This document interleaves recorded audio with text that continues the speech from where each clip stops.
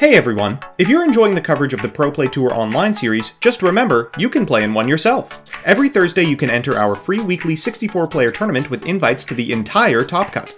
Every Saturday is our weekend championship, where you can enter a YCS-type event with 100% payout and even a cash payout option. The more players, the bigger the prizes. Can't commit time to play in our one-day events? We also host multiple 8-man pods daily, ready to fire on demand on your own schedule. All these events award invites to our free invite-only Players Championship, May 9th through 10th, with prizes supplied by our sponsors. For more information, visit ppgeventmanagement.com and come play with the pros. All right, ladies and gentlemen, welcome to round number 6 of the Pro Play Tour Weekend Championship. I'm YuGiOh, joined by Mr. Joseph Rothschild. It's like we were here like the whole time, right? Yeah, it's crazy. I mean, I'm sure that we didn't say anything ridiculous. Chat did point out that I was doing a lot of work behind the scenes, checking every individual deck to find something that wasn't Eldritch and Adamancipator. You are correct. The top decks are almost entirely those two, but we found something great. At X1, a dinosaur player. We did, and we want to see some Adamancipators Archosaur. I'm sure the Twitch chat also wants to see me do my little song that I invented, but we will see. We're going to see Oviraptor get normal summoned here off of getting searched after Fossil Dig. That's going to send a copy of Miscellaneous Source. We're going to banish it, and just like that, we might already be seeing it. There he is. There it is. So the important part about Adamancipators Archosaur is that it's 1 star. You know, that's the most important part. You can make it off of just a Miscellaneous Source activation. And then when it's normal or special, you can destroy a dinosaur in your hand or face-up field. Of course, all of the babies will proc. And then add a reptile, sea serpent, or winged beast with the same level as that monster, or an Evo pill.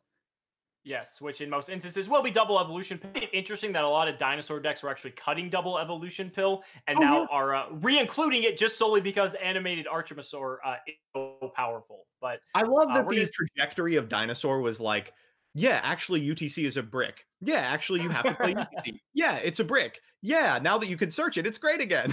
I love it. And so now we get to use the effect of Oviraptor to destroy this other Baby Ceratosaurus we have to resurrect another one that's in grave. And now we can trigger the effect of Baby Ceratosaurus, the mandatory effect that, guess what, ladies and gentlemen, is not once per turn. Yeah. So Baby Ceratosaurus, a card printed just eons ago, and we're seeing some of the combo lines come out now. Jirac-Aeolo and Armored Archosaur, of course, are going to make Formula Synchron here into Mathmech equation, I think more likely Halqifibrax. Yep, and now here we go. Halqifibrax has hit the board, and now we're going to start to do... I mean, I feel like every bad thing we have witnessed in these feature matches, the sole card to tie it all together is always Halqifibrax. Yeah, I didn't expect Halqifibrax to be as responsible for so much degeneracy as it has been, but it's really done its job. It has really brought the collective knowledge of the Yu-Gi-Oh community down to 0. Make the card win the game. Right here, we're likely going into more extenders. You know, this deck is already full of them, and what I'm excited to see is where Dinosaur goes in terms of combo play. Before this format, it was kind of a deck that just went into Dolka, Pankratops, Set 3 Pass with Lost World setups. Now, apparently, it can special summon again. And maybe if you're on the True King version, you were going to be making like a Calamities. But now we get to see Linkross. And Link, speaking of cards responsible for degeneracy, Linkross has definitely proven that it is worth that title. Yeah, Linkross is just baby Halqifibrax. It's like a Halqifibrax in training. The Boruto to Halqifibrax's Naruto. Here it's going to enable a pretty cool Link summon, or Synchro summon. Synchro summon, yes. And as much as I was memeing about it earlier, Tin Musical Battle Mech is actually showing up. Yeah, so here comes Martial Metal Marcher. This is effectively what a lot of the players who are playing Linkross use to get rid of their token, but also stuff on their field, like Lion or some of their level 2s, different things like that, but it allows you to do so much more. It's a tuner. It just enables so many more plays, and I'm very curious to see where we're up here on this finalized dinosaur board. Giant Skyhawk, the individual responsible for a lot of the combo theory behind Dinosaurs, is actually in the chat and says there will be no Auroradon because leaving the baby occurred. Apparently, this deck has very mutable lines. Here it's going into Ravenous Croc Dragon Archetheus. I hope I'm saying that right. Archetheus, yeah. Another this card. Yeah, another card out of Eternity Code. This card is a tank. When it's Synchro Summon, you can draw cards equal to the number of non-tuners used for its Synchro Summon. And as a quick effect, you can just discard 2 cards and target a card on the field and destroy it. Love when my big chonker that's also interaction, Pot of Greeds me. Really cool. Yeah, seems pretty good. And so now here we go. We're going to draw not two, but 3. three cards. So it's even better than Pot of Greed in this instance. Now we have Dragonic Diagram. Oh man, the extension just keeps on coming. I didn't And get synced! we didn't even get to see what board this ends on. iTweak has seen enough, and we are going to be moving on to game number 2. We don't even know what iTweak is playing at this point. You know, for what it's worth, that seemed unbeatable. I have no idea what the end board was going to be, but I can assure you it was not going to be something you could play through. Oh, absolutely not. I mean, just getting that far off with the Animador and Archosaur, with the Linkross. I mean, so many cards just allowing you to extend further. We've seen a lot of decks already able to build a board. Like, we've seen a lot of Adamancipator. But, like, Dinosaur now being added to that tier, this is a deck that was notorious for going second and really proficient at it. But now having a lot of lines where it's able to go first as well, this is looking to be a true threat moving forward. Yeah. More so than it already was. Let me clarify. Yeah, of course.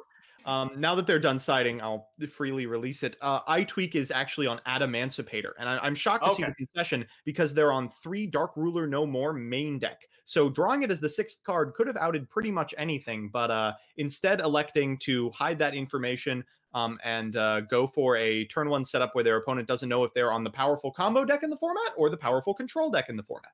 Yep, an Automata pickup is a very good start here. We're going to just start by getting any of our Gagaga or Dododo or any of our good cards. But in this case, we're going to specifically get Onomatopoeia, which is going to allow us to discard a card, in this case, Go Go Go Gigas, to get most likely our Dododo Dwarf Go Go Go Glove, as well as one of our other cards as well. I know some builds are still on the Utopic Onomatopoeia.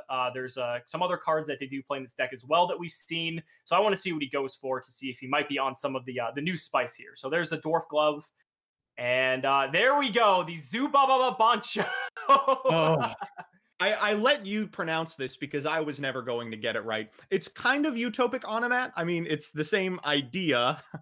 It can be specialed from the hand and then locks you, I believe, if you use its effect.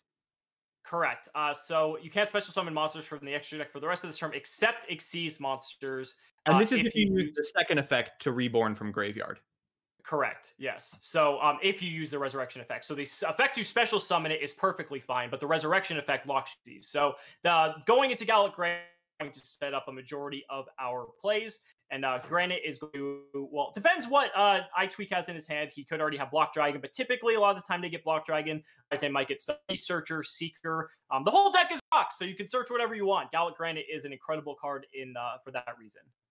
Yeah. And I like, he's like, do you have a response to this effect? And the dinosaur player says, all good. You know, I'm Dino. I'm in the business of firing Nibiru and then chewing through the remaining board. And might get a chance to do that after the resolution of this researcher effect. Yeah, so this is a researcher coming down. Now, this is summon number 4, I believe. So we still have one more to go before we're in Nibiru range. We're going to see if this researcher resolves. Most likely will, I imagine. This is probably fine. But we're going to have to Nibiru at some point, and we have the chance to, assuming we didn't hit something like Kwaki-Miru Guardian, which looks like we didn't here. Imperial Order out of the board. I mean, that's a pretty powerful card, but I don't know how good it is against dinosaurs specifically. You know, their Lost World opens really require its activation, but they occasionally open other things as well. Just monsters that beat down your onboard threats. A whiff off the Researcher. Yikes. And so, fair though, it could be that you just want to have anything to just put a damper on any threats that they may have. I mean, we know Dark Ruler No More exists, so that's a pretty prominent way to counteract some of these Adamancipator boards. So we're just countering for the side deck coming out of the dinosaur player here. We're going to go into Halifibrax here, get our copy of Iron, and now we're pretty much just off to the races. We should have enough of our Earths in the graveyard to get our Block Dragon to the board. Then we can just link that off. We're pretty much all set at this point. We're going to go to a Raptite at some point as well. There's plenty still left to do, ladies and gentlemen. Don't you worry. And so now we're going to just go for this Appaloosa here to, I imagine, deny any ability for the Nibiru to go ahead and hit the board, and as well as any other sort of hand traps whatsoever. Block Dragon is also going to trigger. That will be chain blocked by the O-Lion. So O-Lion is going to summon a token, And then Block Dragon will resolve, getting us 3 of our rocks from the deck. So crazy that all of these monsters are level 4s and 2s, so you're able to do that so easily. Crazy is a good term for it, I would say. Yeah. Bannable is another good term, I would say. Oh, yeah, that's good as well. For what it's worth, no matter what amount of negates this deck is able to put up, Pot of Desires and Adamancipator, wow. oh my gosh. No matter how many pieces of interaction this deck is able to put up, it still will fall prey to the singular effect activation that must resolve Miscellaneousaurus. If the dinosaur player is able to squeak through that effect exactly, they can almost go off unimpeded through anything. So now we see Adamancipator signs. We're going to go and Monster Reborn any of our rock monsters. And then also we get the potential to stack our deck as well. You know, Monster Reborn's not already good enough for this arc, right? Yeah, it's like they were designing this and they were like, a tribal Monster Reborn. Ugh, disgusting. Let's give it upside. Right. Yeah, so now we're going to bring back Dodo Dwarf Go Go Go Glove. That allows us to resurrect our Go Go Go Gigas. The battle phase does not matter because we are going first. Have more link fodder at this point, or exceed fodder, potentially synchro fodder if we get one of our level 2s to the field, which we searched off of our Block Dragon here. We're going to go for this Masquerena with the Dodo Dwarf Go Go Go Glove and the, I believe it was the Lion token. It was something. Case Masquerena board. We're right Dwarf Go Go Glove since we have Gigas on the field, and now we have the to an Abyss Dweller, and then like these are the boards that just makes this deck look so unbeatable. Yeah, I mean, they don't necessarily have all the monster negates in the world, all the spell and trap negates in the world, but they do have Abyss Dweller, which is honestly good enough against a majority of the metagame, especially Dinosaur. Dinosaur absolutely has to have a bunch of Baby Ceratosaurus resolve over the course of the turn, and those do activate in the graveyard. So here we go. We're banishing to resummon Block Dragons. Use it with this IP. We are able to trigger it again during our opponent's turn, refresh our hand with resources, as well as making our opponent have to play Under Dweller and an Appa. But there's a Lightning Storm. Yeah, I was going to say, this is pretty shocking. I mean, with the exception of the Abyss Dweller, which is, of course, a problem, this is a very beatable board. Right, yeah. So Lightning Storm, specifically this, because Block Dragon is not really protecting much, considering that it only protects rocks, and there's none of those on the field. You can't really do anything with Masquerena at this point, because you'd have no opportunity for anything to summon trigger. So it just looks like this entire board's going to get I think we're going into here. another Appaloosa. Oh no, a Boral Sword. Fine. Boral Sword. Okay. Of course, the Boral Sword won't be destroyed because it's been made with Masquerena, but that is a consolation prize, if anything. Right. I mean, that's perfectly fine. I don't think these decks are on multiple Appaloosa. This is not extravagant Spiral, Joseph. Yeah. Well, Pankratops is pretty good. Yeah, Pankratops is a nice one. That will allow the Dino player to navigate this board a little bit easier. He's still in a bit of a tot. Block Dragon going to just give him so many resources for a follow-up turn. Boral Sword threatening lethal if he does not clear it, although there are ways to do so. And considering there's 4 cards left in his hand, it should not be too difficult. Like, is Abyss Dweller this killer against the deck that, like, it can't win from this position? Are we activating Block Dragon here? There's not a good target. Let's think about it, because if you do, the Dweller stops the babies from activating. It stops Miscellaneous from activating in the graveyard. Mm-hmm. That seems pretty good in of itself. So they're activating the effect of Pankratops targeting the Boral Sword, but of course the Boral Sword can't be destroyed because it was made with IP Masquerena. Right. And this is looking quite bad. Yeah, bit of a misstep there. Looks like we're just going to go straight to game 3 without being able to destroy that Boral Sword. Really not much other follow. It's incredible that the Lightning Storm seemed to just actually answer the board for once, where typically it doesn't, because Adamancipator is able to just put up so many negations in the form of spell and traps. But then, even though there was a slight misstep with the Pankratops is really the only playable hand in no player's hand, and it's going to be rough, but now we're going to game 3. Yeah, you kind of have to find exactly a way to get into Ultimate Conductor Tyranno with that hand without using any babies, which is pretty difficult. I mean, the Argosaur combos have meant that you can shave down individual copies of Ultimate Conductor Tyranno, or you're relying on getting them through things like Evolution Pill instead of, say, for example, just natively drawing them. As a result, you end up in these scenarios, it looks like, where a single Abyss Dweller activation just straight up wins you the game, and that is a terrible place to be right now. Yeah, unfortunately. I guess there's a little bit more of a reliance on those baby dinosaurs triggering when you are on the Animadornosaur variant, but I mean, that's one of the consequences and the trade-offs for the amount of power that the card provides to the deck. But here we go, game 3, Dinosaur choosing to go first here, something that you typically see very often. So if it's anything like game 1, this could, again, just be another huge player. We'll have to see. All right, Argosaur All right. has made its way to the board, and of course, this triggers on normal summon as well. Yep, and of course he had a baby and so we are going to trigger that. Baby Ceratosaurus will trigger after the Dorn Archosaur is finished resolving. So we're going to get that double evolution pill first, and then we're going to trigger Baby Ceratosaurus as a mandatory effect to summon any of our level 4 lower dinosaurs. Most likely here, depending on the hand, we're probably going to go for like Oviraptor can then do its thing. There's so many things you can. Yeah. The availability of Oviraptor at every stage of this game is definitely something that I think Konami will be concerned about when looking at this deck on future ban lists. Oviraptor is such an incredibly powerful card. I mean, it just does everything. In certain decks, it's an FTK. In this one, it's all but an FTK, adding a miscellaneous source to hand, playing through Nibiru. I mean, it doesn't get better than this. Yep, so we're going to pitch this miscellaneous source. Now we can use the engrave effect of miscellaneous source to give ourselves another baby if we so wish. If we do that, then our raptor can pop that baby, get actually no, because then we would be banished at that point. But there's still lines. There's still lines. Yeah. So YuGiOh is coming out from the deck, and now we have material for Halqifibrax. Yep. Now we have a tuner, so we can do that, and now we can enable all of that. We can get our O-Lion, then we can go into Ross and get tokens that way. So this is a little bit reminiscent of what we saw in game 1, albeit just done a little bit differently. Instead of a normal summon of Oviraptor, we just saw an Animadorn Archosaur, which is perfectly fine. Hey, remember when Aeolo was an $11 super? I do. Awful times. Awful times. Yeah, we're going to go for Jet Synchron here, actually. Wow, we are on a deep tuner package. Yeah, well, it's Halqifibrax. What can you expect? Fair. Yeah, the card's crazy. Yep, so as we expected, Link Cross coming down now that is able to summon 2 Link tokens since it was used a Link 2 monster for its summon. So we're going to go ahead and get those out to the field. Those cannot be used for Link summons, so do keep that in mind. They're most likely just going to be used for synchro summoning here. So we're going to sync those 2 up into, I believe, a Formula Synchron potentially. Yep, we're going to draw a card off. You can do this. I hate that you can go from these tokens into Metal Marshall Marcher and draw a card on the way. It's just these little interactions that irk me.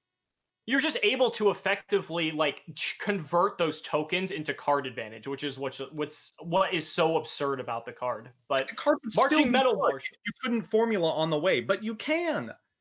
Right, and then now you're also able to bring back the Formula Synchron here. We're going to link off the Link Cross and the Formula Sync 3 play here. We're going to go for another Halqifibrax. But why? I ask you. And so now we're going to take the Halqifibrax as well as the Link Cross for the Auroradon. Well, turning those cards that were not machines into a machine to enable an Auroradon play. Yep, that's right. This deck is also playing Auroradon. Just you can about this. Pitch here for the O-Line and keep going. Just think about it. They card Link Cross that says you can't use the tokens for Link material, but you can into Link material with other cards and pretty much just do it anyway. You know what? I will say I much prefer this form of board building to the form of board building that non-Auroradon combo decks enable that just ends on the same old 4 Link monsters, Apollousa, IP Masquerena. Trish is a lot funnier. So now we have Trishula coming down. That's a card out of iTweak's hand here. It will get banished. We were able to chain block the Trish, funny enough, because we have the O-Line trigger as well. So we're going to get our O-Line token, and now let's see what Trish rips.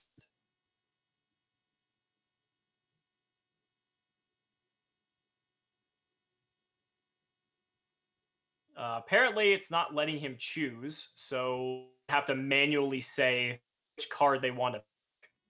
Oh, that's fine. Yep. Doesn't necessarily matter.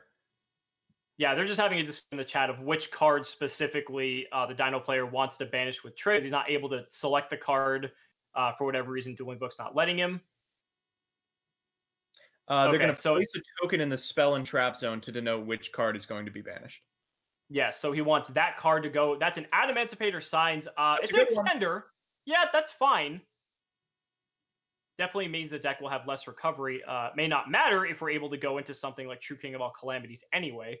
And we will. That Trish is being played not only for the hand looping potential, but also because it happens to be level 9. So from here, you can Olion and then Trishula, and then Synchron, and then Crocodor the Calamities, and then good game. That is a chat-approved combo line. Looks like we're actually thinking here, do we not have the ability to go for it? Oh, you have to. He has to, right? So does the typing of these matter? We've got a level 3 token from Olion. Oh, gosh. Andragonic Diagram. Oh, it gets worse. I was about to say, if he has Diagram, that's 9 guaranteed. So you don't even have to go into Croc. So we're going to pop one of our tokens. It was the non-O token, I believe. We're going to get True King Agnimazod. Agnimazon can be summoned by popping at least a 5. Its effect is irrelevant at this point. It's just banish a card without targeting. Still a very good effect, but doesn't matter at this particular instance. We're going to go ahead and let's see what we're going to destroy here. Dinosaurs happen to be fire, such as Miscellaneousaurus, as well as another copy of Agnimazon. You kidding me? We drew a Petite Pteranodon 2. We're going to be able to go into True King of All Calamities plus Pancratops. That seems pretty good, right? It seems all. You know what? It actually is pretty good, I would say. Yeah. So now we're just going to overlay here for True King of All Calamities, the VFD for those of you in the OCG. And good luck, I tweak. Yeah, Nibiru or bust, and it looks like we are on bust. We hasn't passed the turn yet. Okay, now it is. Yep. All right. So True King sealed the deal.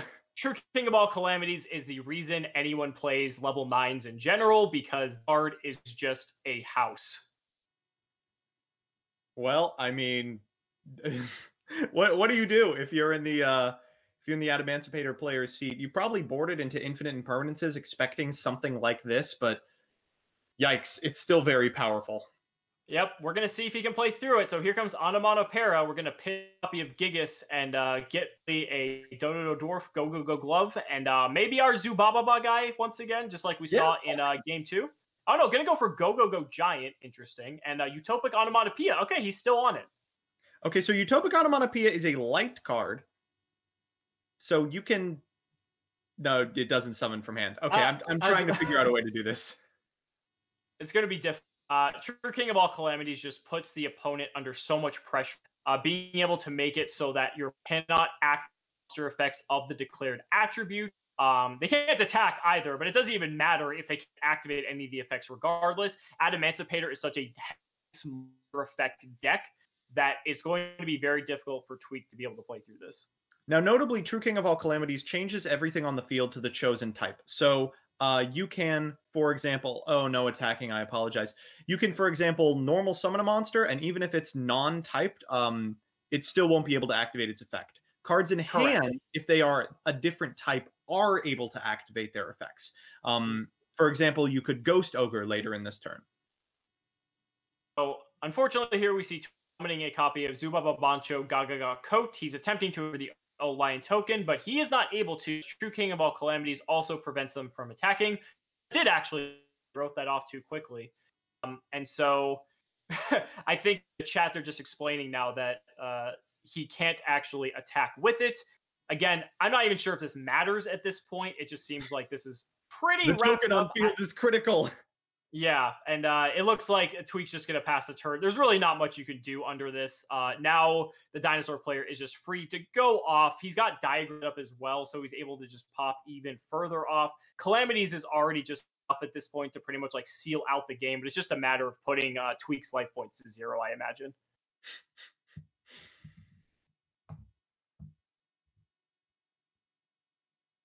So we're going to use the effective diagram. Effect here, and geez, I mean, this is over. Yeah, Tweak's just maybe hoping that like he can't get OTK, but even then, I don't know what you're trying to accomplish at Sending the bill. Oh, come on. This is just rough. Yep, here comes Lithosogym. Lithosogym. You don't even have to rip cards out of your opponent's extra deck at this point. That's just like a flex. Oh man. He's got one what's Earth really on the funny field. is that Calamities allows you to use your opponent's monsters as True King material. So they're going to be able to pop both his opponent's Earth monster and his own token to get the Lithosogym out of the hand. That's hilarious. It's because most Calamities just resolves in the end of the game, so you don't even get to see that effect be used. But just like that, Dinosaur continuing on with an X1 record after round 6. So only 2 rounds left, ladies and gentlemen. We're doing 8 rounds today, 250 players, just barely shy of making that 9 rounds. But we're going to be doing rounds of Swiss tomorrow, or not Swiss, excuse me, 4 rounds of Top Cut tomorrow, once we got to top 16 after the end of this. A lot of people have open Dinosaur that it's going to continue to run. I think I would like to see at least one of them make it to the top 16. What about you, Joseph? Oh, for sure. I mean, it would be really depressing if an entirely new set came out and top 16 was all Adamancipator and Eldritch again. That would be so upsetting. I think we are going to see some Orcust, and I would love to see some Dinosaur. All he's got to do is win one more match, and then he's making it to Top Cut, right? Yep, he will be locked after one more, because even if he lost round 8, he'd be X2, and all the X2... Oh, actually, if he lost last round, I think he should be in, because if his last loss is to the round 8, then I think he should get carried up there. So I don't want to. I don't want to speak in certain. X2 makes it, I believe. Correct. So, guys, that's going to do it for this round. We're going to go ahead and take a commercial break, and we will be back with round 7 very soon.